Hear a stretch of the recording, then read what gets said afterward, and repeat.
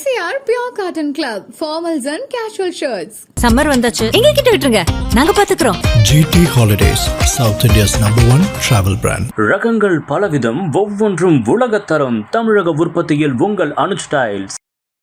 காங்கிரஸ் கட்சியில் இருக்கக்கூடிய ஒரு சாரார் விஜய் தலைமையிலான தமிழக வெற்றி கழகத்துடன் கூட்டணி வைக்க வேண்டும் என்று விரும்புகிறார்கள். காங்கிரஸ் கட்சி தமிழக வெற்றி கழகத்துடன் சேருவது என்ற முடிவை எடுத்தால் 2026 தேர்தல் களம் தலைகீழாக மாறும். ஏற்கனவே கிறிஸ்தவ மக்கள் ஒரு பகுதியினர் விஜய்க்குத்தான் வாக்களிக்கப் போகிறார்கள். அதே போல பெருவாரியான இளைஞர்கள், இளம் பெண்கள் விஜய்க்குத்தான் ஆதரவளிக்கிறார்கள். ஆகவே காங்கிரஸ் துணிச்சலாக முடிவெடுக்க வேண்டும். காங்கிரஸ் ஹைகமாண்ட் துணிச்சலாக முடிவெடுத்தால் தமிழகத்தில் அரசியல் மாற்றம் ஏற்படும். இல்லை, திமுகவிடமே பழையபடி திமுகவின் தொங்கு சதையாக அறிவாலய வாசலில் போய் நின்றுவிட்டால் தமிழகத்தில் இதற்கு மேல் இனிமேல் காங்கிரஸ் எழுச்சி பெறவே முடியாது.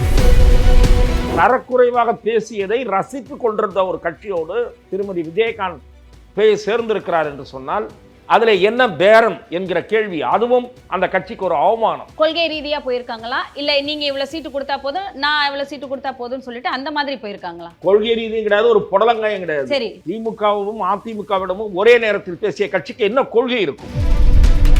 சசிகலா அவர்கள் பசும்பொன் முத்துராமலிங்க வீட்டுல இருந்து அவங்களோட நிலைப்பாட்டை வெளி சொல்றாங்க அப்படிங்கிற ஒரு தகவலும் வந்திருக்கு. திருமதி சசிகலா அவர்கள் தென் மாவட்டங்களில் தேவர் சமூக மக்கள் மத்தியில் அவருக்கு ஒரு செல்வாக்கு இருக்கிறது. முக்குளத்தோர் ஓட்டு அவங்களுக்கு செல்வாக்கு இருக்கிறதுனால அவங்க அந்த ஸ்டாண்ட் எடுக்கிறாங்களா சார்? இல்லை, அவர் என்ன நிலைப்பாடு எடுக்க போகிறார் என்று தெரியவில்லை.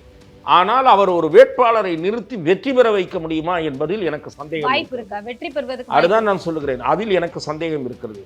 அதிமுகவின் ஓட்டு வங்கி அதிகரிப்பதை கெடுக்க முடியும் அவரால். EPS ஐயா அவர்கள் எலெக்ஷன்ல ஜெயிச்சா எல்லாருக்குமே 10,000 ரூபாய் கொடுக்குறோம் அப்படிங்கிற ஒரு விஷயத்தை இன்னைக்கு காலையில சொல்லியிருக்காரு. எப்படி பாக்குறீங்க நீங்க? ஒரு அதிரடி அறிவிப்பு என்று எடுத்துக்கொள்ளலாமே தவிர அது எவ்வளவு தூரம் சாத்தியம் என்று நீங்கள் பார்க்க வேண்டும். ஆகவே இவையெல்லாம் மக்களை எப்படியாவது ஏமாற்றி ஓட்டு வாங்க வேண்டும் என்பதற்காக செய்யப்படுவது.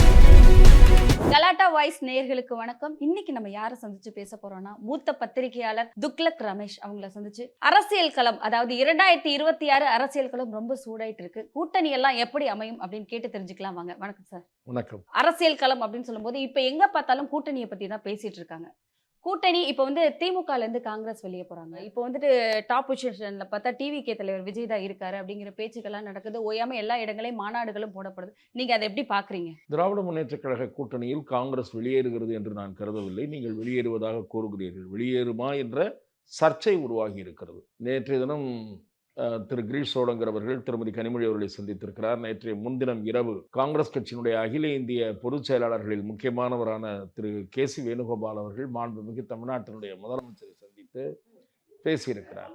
அவர் திரு ராகுல் காந்தி அவர்களிடமிருந்து ஒரு கடிதத்தை கொண்டு வந்தார் என்று ஊர்ஜிதமாகாத தகவல்கள் தெரிவிக்கின்றன. ஆனால் திரு KC வேணுகோபாலோ அல்லது அகில இந்திய காங்கிரஸ் கமிட்டியோ இன்னமும் திராவிட முன்னேற்ற கழகத்துடன் கூட்டணி பேச்சுவார்த்தையை தொடங்காதவரை, முறைப்படி தொடங்காதவரை காங்கிரஸ் அந்த அணியில் நீடிக்கிறதா என்கிற சர்ச்சை ஓயாது. காங்கிரஸ் ஆட்சியில் பங்கு என்கிற கருத்தை ஏன் திராவிட முன்னேற்ற கழகம் ஏற்றுக்கொள்ள மறுக்கிறது என்று திரு ராகுல் காந்தி அவர்கள் திருமதி கனிமொழியிடம் வியப்பு தெரிவித்ததாக நான் கேள்விப்படுகிறேன். ஆட்சியில் பங்கு என்பதோ, உள்ளாட்சி அமைப்புகளில் எங்களுக்கு கணிசமான இடங்கள் வேண்டும் என்பதோ இந்த தேர்தல் பேச்சுவார்த்தையின் போதே பேசி முடித்து விட வேண்டும் என்று திரு ராகுல் காந்தி விரும்புவதாக தெரிகிறது. ஆகவே திராவிட முன்னேற்ற கழகம் அதனுடைய நிலையை தெளிவுபடுத்திவிட்டது. மாண்புமிகு முதலமைச்சர் அவர்கள் இந்தியா டுடேனுடைய கான்க்ளேவில் தெரிவித்து விட்டார்.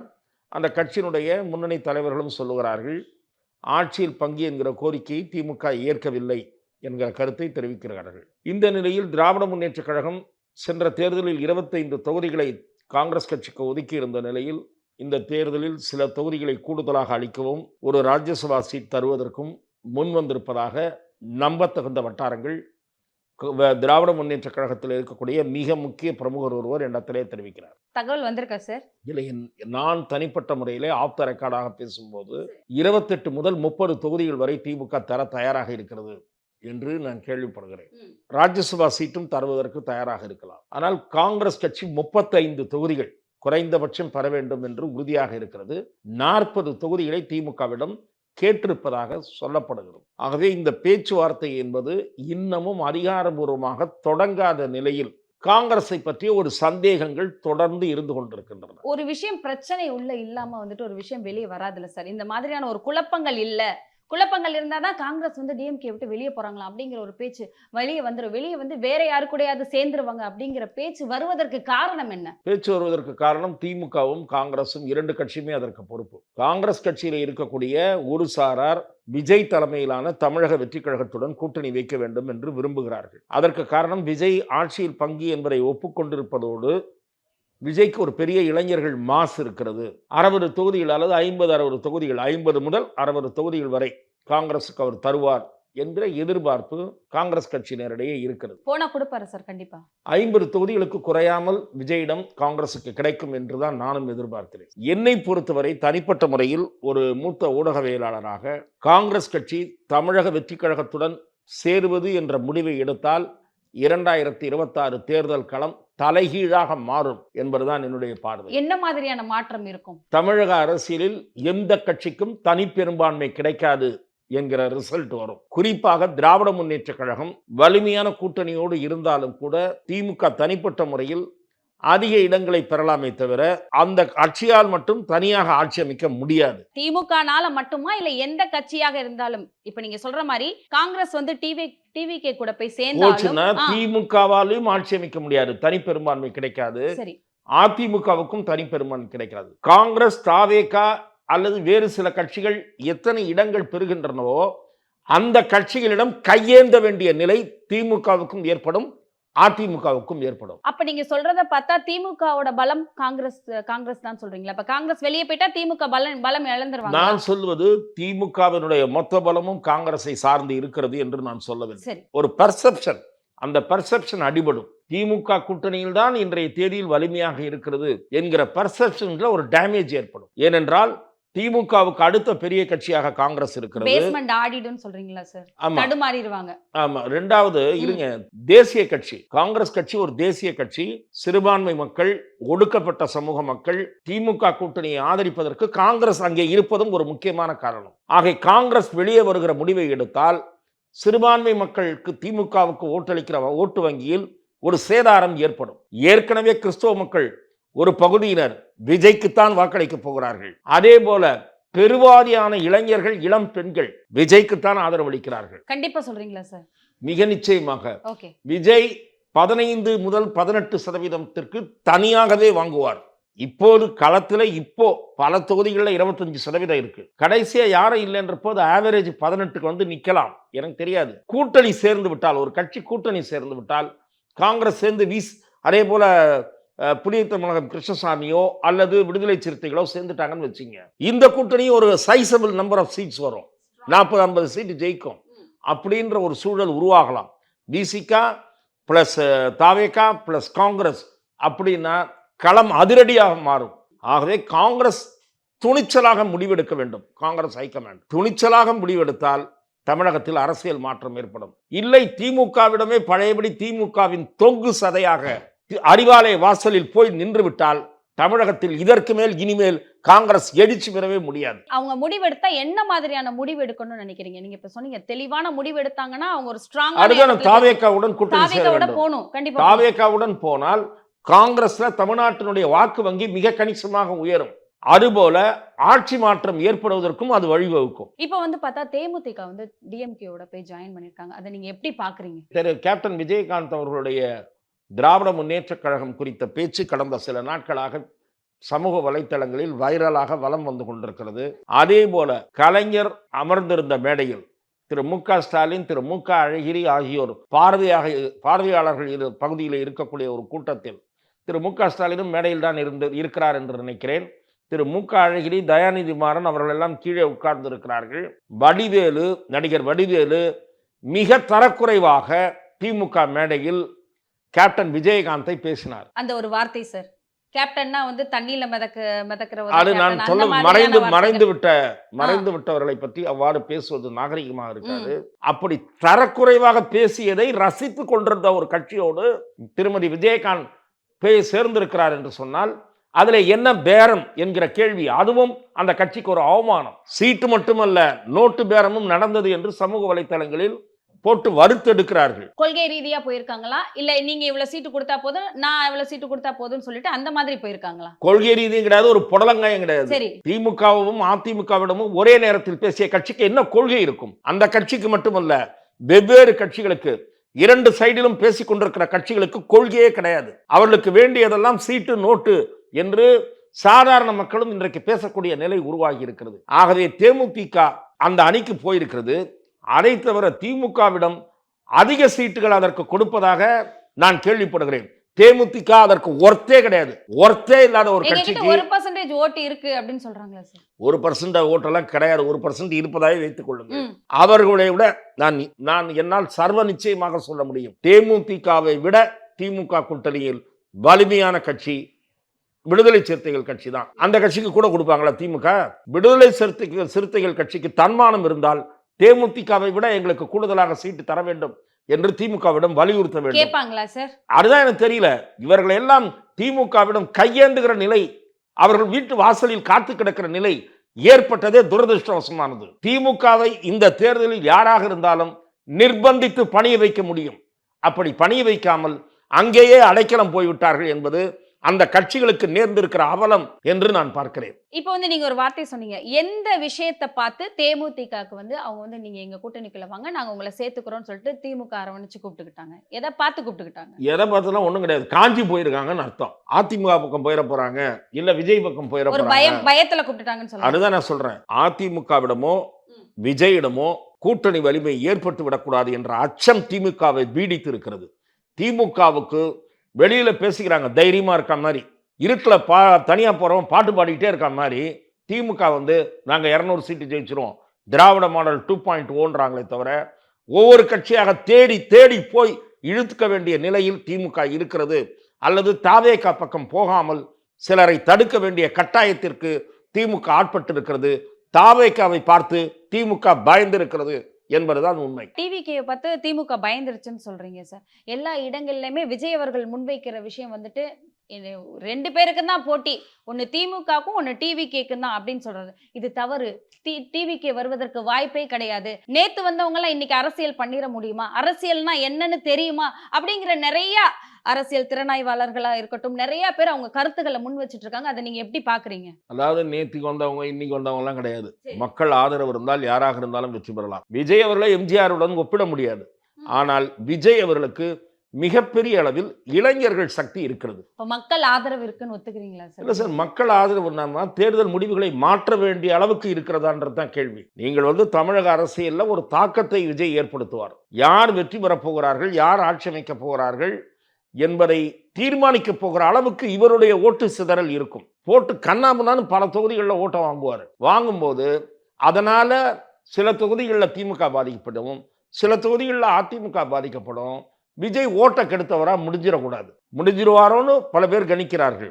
ஆனாலும் கூட இப்போது முதல் தேர்தலை சந்திக்கக்கூடிய ஒரு கட்சி 20% வாக்கு வாங்குவதெல்லாம் சாதாரண விஷயமே கிடையாது. இப்ப 2026 காலம் ரொம்ப சூடாயிடுச்சு. இதுல அதிமுகவோட நிலைப்பாடு எப்படி சார்? அதிமுக மிக பலவீனமான நிலையில் இருக்கிறது. குளுக்கோஸ் ஸ்ட்ரிப்ஸ் ஏற்ற வேண்டிய பேஷண்ட் மாதிரி. எதை வச்சு சார் சொல்றீங்க? இல்ல, அதிமுகவிடம் யார் இருக்கிறார்கள்? பாரதிய ஜனதா இருக்கிறது. பிளவுபட்ட பாமகவின் ஒரு பகுதி இருக்கிறது, அவ்வளவுதான். பாரதிய ஜனதா பிளவுபட்ட பாமகவின் ஒரு பகுதியை வைத்துக்கொண்டு அந்த கட்சியால் ஆட்சியை பிடிக்கக்கூடிய அளவுக்கு இன்றைக்கு களத்தில் இருக்கிறது என்று நான் கருதவில்லை. அதிமுகவின் ஒரே பலம் அதனுடைய இரட்டை இலை சின்னம்தான், அந்த வாக்கு வங்கி தான். செல்வி ஜெயலலிதா, எம்ஜிஆர் அந்த முகம்தான். திரு எடப்பாடி பழனிசாமியை வைத்து ஓட்டு போட போவதில்லை. ரெட்டலையை பார்த்து ஓட்டு போட போகிறார்கள், எம்ஜிஆரை பார்த்து ஓட்டு போட போகிறார்கள். ஆனால் ஜெயிக்கிற அளவுக்கு ஒரு வலிமையான கூட்டணி இருக்கிறதா என்றால் இல்லை.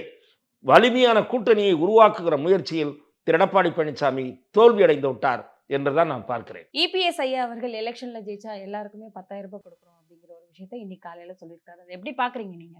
இன்று மாண்புமிகு முன்னாள் முதலமைச்சர் மறைந்த செல்வி ஜெயலலிதா அவர்களுடைய பிறந்த நாளை ஒட்டி சில வாக்குறுதிகள் அதிமுக சார்பில் அறிவிக்கப்படும், அதே போல சில தொகுதிகளுக்கான வேட்பாளர் அவர் அறிவிக்கக்கூடும் என்று தகவல்கள் இருந்தன.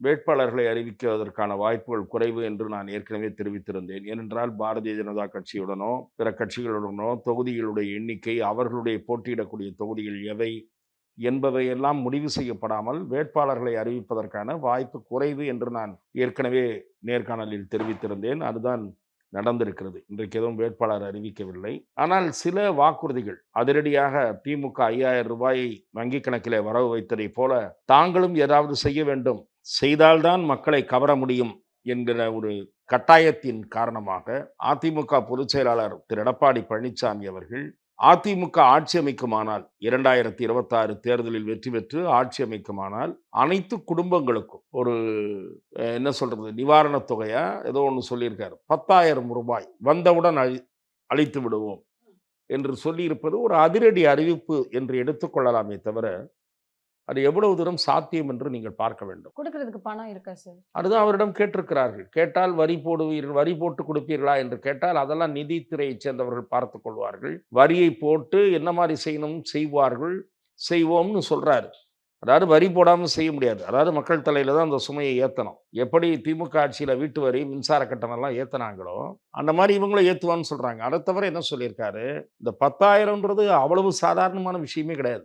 1,80,00,000 குடும்ப அட்டைகள் இருக்குன்னு நினைக்கிறேன். அதில் அரிசி அட்டை சர்க்கரை அட்டைன்னு பார்த்தா கூட சர்க்கரை அட்டையை கழிச்சா கூட, ஆனால் இவர் சொல்வது அனைத்து குடும்ப அட்டைதாரர்களுக்கும் ஏமாற்ற முடியாது. ஸ்டாலின் அரசு ஏமாற்றியது. அனைத்து குடும்ப அட்டைதாரர்களுக்கும் தரோம்னு சொல்லிட்டு உரிமை தொகை தரோம்னு சொல்லிட்டு ஒரு பகுதியினருக்கு தான் உரிமை தொகை தராங்க. அதுபோல இவர் சொல்லல, அனைத்து குடும்பங்களுக்கும் தர்றோம் அப்படின்னு தெளிவாகவே சொல்றாரு இன்னைக்கு பேட்டியில. அப்போ 10,000 இன்ட்டு எத்தனை கோடி பார்க்கணும் நீங்க? 1 கோடி இன்ட்டு 80 லட்சமா? எங்க பணம்? அரசாங்கத்திட்ட எங்க இருக்கு? ஏற்கனவே 10,5 லட்சம் கோடி கடனில் தமிழக அரசு தத்தளித்துக் கொண்டிருக்கிறது.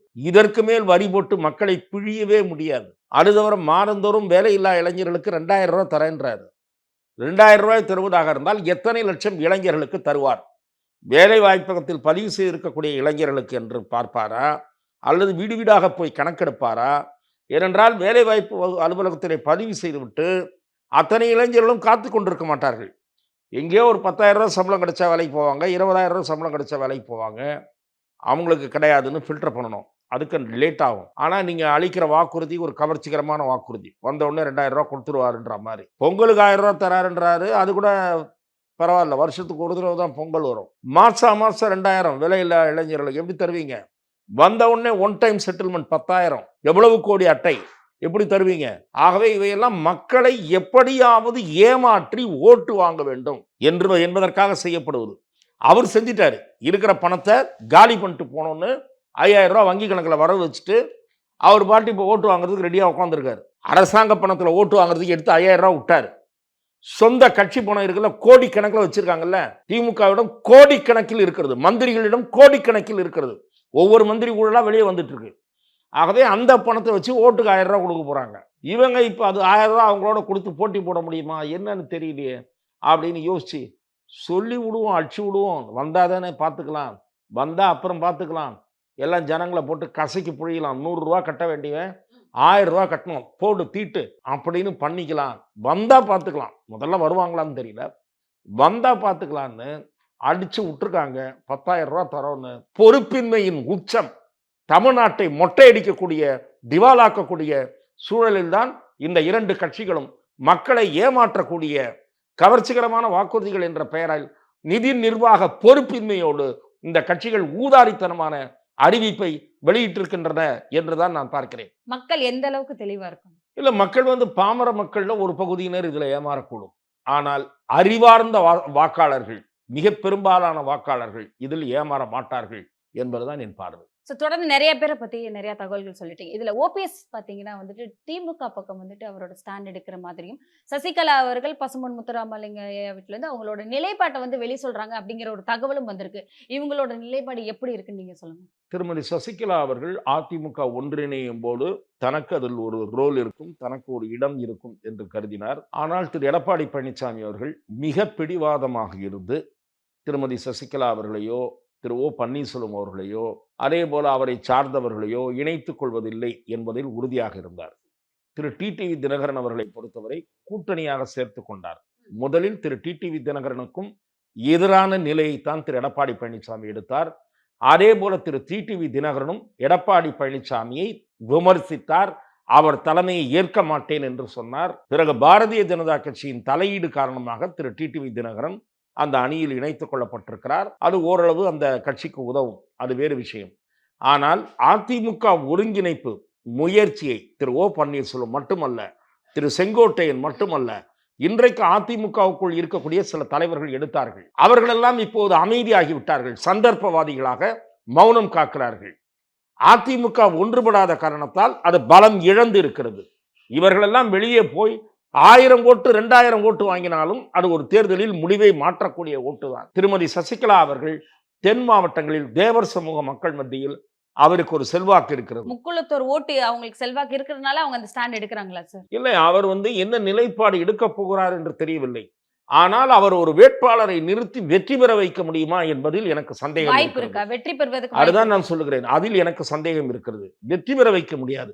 அதிமுகவின் ஓட்டு வங்கி அதிகரிப்பதை கெடுக்க முடியும் அவரால். இப்ப அங்க ஒரு ஆளை நிறுத்துறாங்கன்னா எந்த தைரியத்துல நிறுத்துறாங்க சார்? ஏன்னா எப்படி நம்ம ஜெயிச்சிட முடியும், ஓட்டு போட்டுருவாங்க அப்படி என்று அவர் நினைக்கலாம்.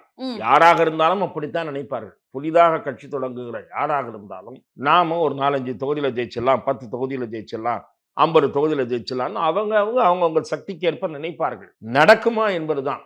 ஃபீல்டுல திமுக வலிமையா இருக்கு, அதிமுக இருக்கு, நடுவுல விஜய்ன்ற ஒரு போர்ஸ் இருக்காரு. இதுக்கு நடுவில் திருமதி சசிகலா என்ன செய்ய முடியும்? அவருடைய வாய்ப்புகள் வெரி லிமிட்டட். ஆனால் அதிமுகவுக்கு பாடம் புகட்ட வேண்டும் என்பது திருமதி சசிகலாவுக்கு தோன்றுகிறது. அதிமுகவுக்கு என்றால் அதில் இருக்கக்கூடிய சில பேருக்கு, யார் அவருக்கு கடந்த காலத்தில் அவர் காலில் விழுந்து பதவி பெற்று இப்போது துரோகம் செய்கிறார்களோ அவர்களுக்கு பாடம் புகட்ட வேண்டும் என்று திருமதி சசிகலா விரும்புகிறார். ஆகவே அவர் என்ன செய்ய போகிறார் என்று தெரியாது. திரு ஓபிஎஸ் அவர்களை பொறுத்தவரை அதிமுகவை ஒன்றுபடுத்துகிற முயற்சி தோல்வியுற்ற காரணத்தாலும், திரு எடப்பாடி பழனிசாமி அவரை அலட்சியப்படுத்திய காரணத்தாலும் அவர் வேறு முடிவெடுக்க வேண்டிய கட்டாயத்தில் இருக்கிறார். திராவிட முன்னேற்ற கழகத்திலிருந்து அவருக்கு அழைப்பு போயிருக்கிறது. அநேகமாக 2 நாட்களில் திரு ஓபிஎஸ் சம்பந்தமாக ஒரு செய்தி வெளியே வரும் என்றுதான் நான் எதிர்பார்க்கிறேன். இதை தொடர்ந்து 2026 அரசியல் களத்துல ஓட்டு சிதறல் இருக்க போகுது அப்படிங்கிற விஷயத்தை நீங்களுமே சொல்லிட்டு இருக்கீங்க சார். அப்ப இந்த காலத்துல இந்த 2026ல யார் வெற்றி பெறுவான்னு நீங்க நினைக்கிறீங்க? இன்றைய தேதியில் திராவிட முன்னேற்ற கழகம் முன்னணியில் இருக்கிறது, அந்த கூட்டணி முன்னணியில் இருக்கிறது. ஆனால் இந்த ஆட்சிக்கு எதிரான அதிருப்திக்கு நிறைய காரணங்கள் இருக்கின்றன. இந்த ஆட்சியினுடைய நிறைகள் அதிகமா குறைகள் அதிகமா என்று கேட்டால் இந்த ஆட்சி மீதான குறைகள் தான் அதிகம். நிறைகள் ஓரளவுதான். நிறைகள் விரல் விட்டு எண்ணிவிடலாம். ஒரு 3-4 நிறைகளை சொல்லலாம். குறைகளை பெருசாக பட்டியலிடலாம். சொத்து வரி உயர்வு, மின்சார கட்டண உயர்வு, ஆகவே அது தவிர சட்டம் ஒழுங்கு மோசமான நிலை, போதை கலாச்சாரம், பெண்களுக்கு பாதுகாப்பற்ற தன்மை, அரசு ஊழியர்கள் கோரிக்கைகள் நிறைவேற்றப்படாதது, ஆசிரியர்கள் ஏமாற்றப்பட்டது, செவிலியர்கள் நடத்திய போராட்டம், இதற்கெல்லாம் உச்சபட்சமாக போராட்டம் நடத்திய தூய்மை பணியாளர்களை குண்டுக்கட்டாக அப்புறப்படுத்தி கைது செய்தது, தரதரவென்று இழுத்து சென்றது. இப்படி இந்த ஆட்சிக்கு எதிரான விமர்சனங்கள் அதிகம். ஆனாலும் கூட வலிமையான கூட்டணி காரணமாகவும் எதிரணி சிதறண்டு கிடக்கிற காரணமாகவும் திமுக முன்னணியில் இருக்கிறது. ஒருவேளை மக்கள் மத்தியில் அதிருப்தி என்பது உள்ளுக்குள்ளேயே புகைந்து கொண்டிருந்தால் அது தேர்தல் நேரத்தில் வெளிப்படுமா என்பது நமக்கு தெரியாது. தொடர்ந்து பேசுவோம். நன்றி. வாய்ப்புக்கு நன்றி. MCR Pure Cotton Club, formals and casual shirts. Summer வந்தாச்சு, எங்க கிட்ட விட்டுருங்க, நாங்க பாத்துக்கிறோம். GT Holidays, South India's #1 travel brand. ரகங்கள் பலவிதம், ஒவ்வொன்றும் உலகத்தரம். தமிழக உற்பத்தியில் உங்கள் அனுஜ் ஸ்டைல்ஸ்.